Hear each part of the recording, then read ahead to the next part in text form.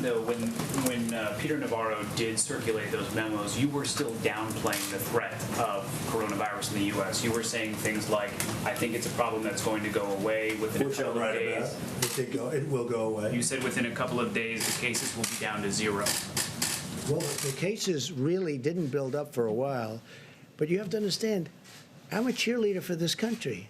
I don't want to create havoc and shock and everything else, but ultimately, when I was saying that, I'm also closing it down. I obviously was concerned about it because I closed down our country to China, which was heavily infected. I then closed it down to Europe. That's a big move, closing it down from China and then closing it down from Europe and then ultimately closing it down to the UK. So, and it was right about that time. But I'm not going to go out and start screaming, this could happen, this could happen. So, again, as president, I think a president has to be a cheerleader for their country.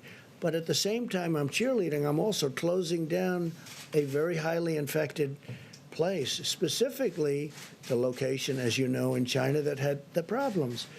And we're closing it down, but we close it down to all of China, then we close it down to all of Europe.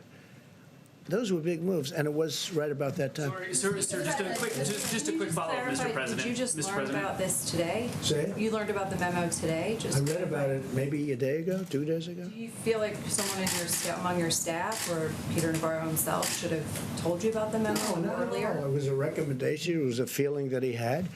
I think he told certain people in the staff, but it didn't matter. I didn't see it, but I did. I closed it down. I don't remember it even being discussed. We had a meeting where there were a lot of people. Most people felt they should not close it down, that we shouldn't close down to China, but I felt we had to do it. And that was at almost the exact same time as the memo. If you had read the memo at the time, how would that have changed the steps you took or the I statements don't think it that would have you made? changed because I did.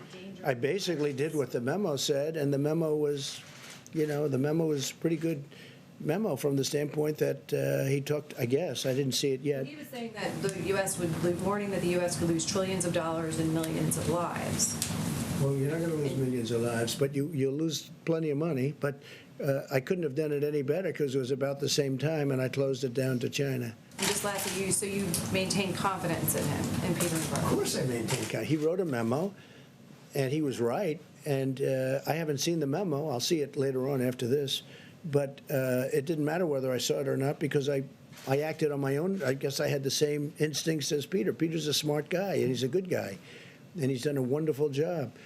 But he wrote a memo, and I guess he talked to various people about it.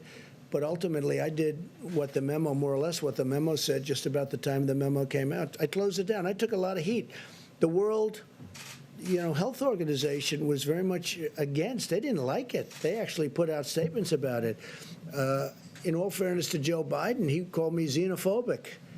Like, I don't like China. I like China. I like the Chinese people are phenomenal people. So I was called xenophobic. I was called racist. How could I do a thing like this? Now, since then, Joe said that he was wrong, and he said that I was right. But I closed it down, and I was called names by some of the morning show hosts who don't have a clue what they're talking about. They're not smart people. And I was called all sorts of names when I closed it down to China. Now they try and hide that, the tape of them saying terrible things. But that was a great decision. If I didn't do it, if I didn't do that, we would have had hundreds of thousands more people dying. Yeah, please. You talked a lot about the WHO, and I was wondering, Dr. Fauci had discussed them earlier, so if I could ask you a question about... Well, he respects the WHO, and I think that's good, and he's worked with them for a long time. But they did give us some pretty bad play calling. They've also, I think,